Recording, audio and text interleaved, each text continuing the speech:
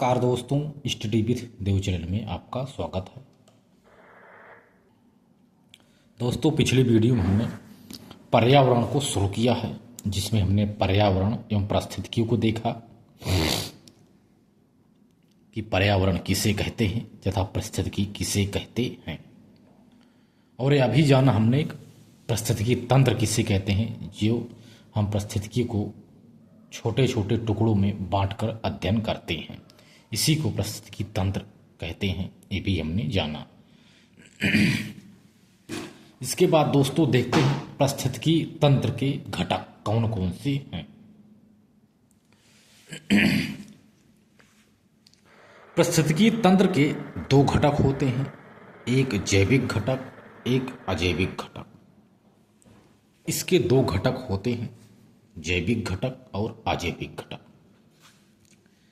जैविक घटक भी देखा जाए तो यह भी दो प्रकार का होता है, वनस्पतियां तथा जंतु। वनस्पतियों को फ्लोरा कहा जाता है, जंतु को फाना। फ्लोरा और फाना। जैविक घटक में वनस्पतियां एवं जंतु आते हैं।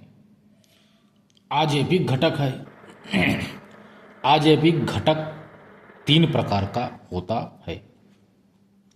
पहला कार्बनिक घटक, दूसरा अकार्बनिक घटक, तीसरा भौतिक दशाएं।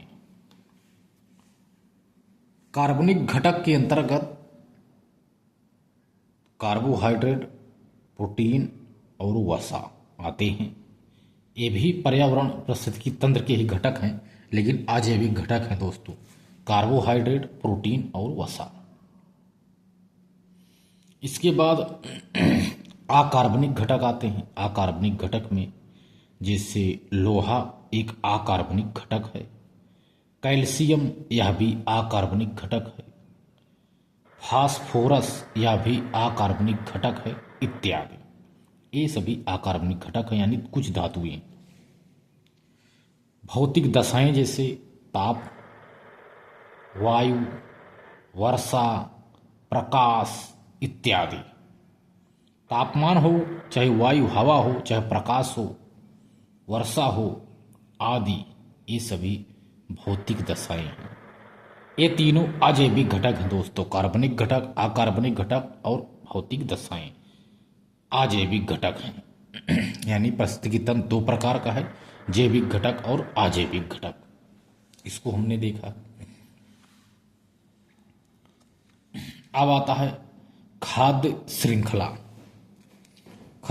खाद्य श्रृंखला भी दो प्रकार की है, एक है उत्पादक, दूसरा है उपभोक्ता। खाद्य श्रृंखला को दो भागों में बांटा गया है। खाद्य श्रृंखला को उत्पादक और उपभोक्ता। उत्पादक के अंतर्गत आते हैं जैसे फ्लोरा यानी वनस्पतियां, ये सभी उत्पादक के अंतर्गत आती हैं। जैसे पेड़ और पौधे, पेड़ पौधे, झील, वनस्पतियां, ये सभी उत्पादक के अंतर्गत आती हैं, यानी फ्लोरा के अंतर्गत। जो जैविक घटक है दोस्तों, ये जैविक घटक है। दूसरा खाद्य श्रृंखला में आता है उपभोक्ता, यानी फाना। उपभोक्ता तीन प्रकार के होते हैं, प्राथमिक उपभोक्ता, द्वितीयक उपभोक्ता और तृतीयक उपभोक्ता। जो प्राथमिक उपभोक्ता हैं, इसके अंतर्गत जैसे खरगोश आ गया, बकरी हो गया, खरगोश, बकरी, ये प्राथमिक उपभोक्ता हैं दोस्तों। द्वितीयक उपभोक्ता के अंतर्गत आते हैं दोस्तों जैसे भेड़िया द्वितीयक उपभोक्ता है, जो खरगोश और बकरी को खाता है। खरगोश, बकरी और भेड़िया को शेर खा जाता है, जो तृतीय उपभोक्ता के अंतर्गत आता है दोस्तों। शेर को तृतीय उपभोक्ता माना गया है। यही पारिस्थितिकी तंत्र है दोस्तों। पारिस्थितिकी तंत्र के दो घटक हैं, जैविक अजैविक घटक। खाद्य श्रृंखला के दो घटक हैं, उत्पादक और उपभोक्ता। उपभोक्ता के तीन घटक हैं, प्राथमिक, द्वितीय और तृतीयक उपभोक्ता। इसके बाद देखते हैं दोस्तों अपघटक किसे कहते हैं। अपघटक उत्पादकों और हर श्रेणी के उपभोक्ताओं के मरने पर अपघटक इन्हें मिट्टी में सड़ा गला देते हैं, जिससे मिट्टी उर्वर बन जाती है।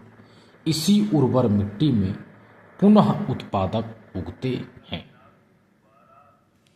उत्पादकों और हर श्रेणी के उपभोक्ताओं के मरने पर अपघटक इन्हें मिट्टी में सड़ा गला देते हैं, जिससे मिट्टी उर्वर बन जाती है। इसी उर्वरक में पुनः उत्पादक उगते हैं। मनुष्य सर्वाहारी है दोस्तों।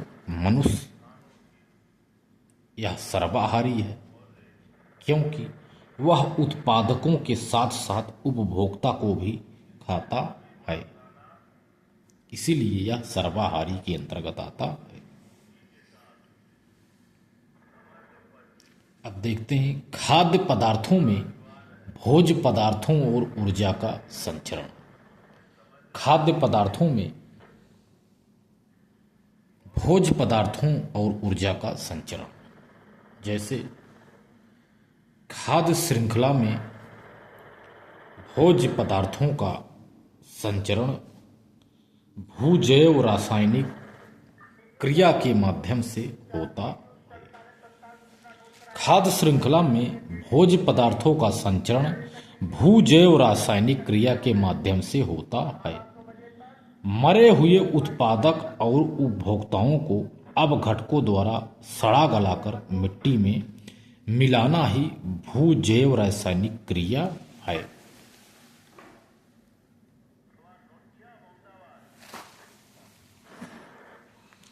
खाद्य श्रृंखला में ऊर्जा का संचरण। खाद्य श्रृंखला में दोस्तों ऊर्जा का संचरण लिंडमैन के 10% नियम के अनुसार होता है। इस नियम में यह बताया गया है कि उत्पादक 100% ऊर्जा का उत्पादन करते हैं। उत्पादक जो होते हैं ये टोटल 100% ऊर्जा का उत्पादन करते हैं। 90% ऊर्जा से ये अपनी श्वसन उत्सर्जन जैसी जैविक क्रियाओं में खर्च कर देते हैं। 10% ऊर्जा उन प्राथमिक उपभोक्ताओं में ट्रांसफर कर देते हैं जो इन्हें खाते हैं। निष्कर्ष देखते हैं दोस्तों। निष्कर्ष क्या है? निष्कर्ष जंगल की पारिस्थितिकी तंत्र में जनसंख्या, जैव भार और ऊर्जा तीनों का पिरामिड सीधा बनेगा। जंगल की पारिस्थितिकी तंत्र में, यदि जंगल की पारिस्थितिकी तंत्र में देखा जाए दोस्तों, जनसंख्या, जैव भार और ऊर्जा तीनों का पिरामिड सीधा बनेगा। तो दोस्तों मिलती हैं और बेहतरीन क्लास में, तब तक के लिए धन्यवाद।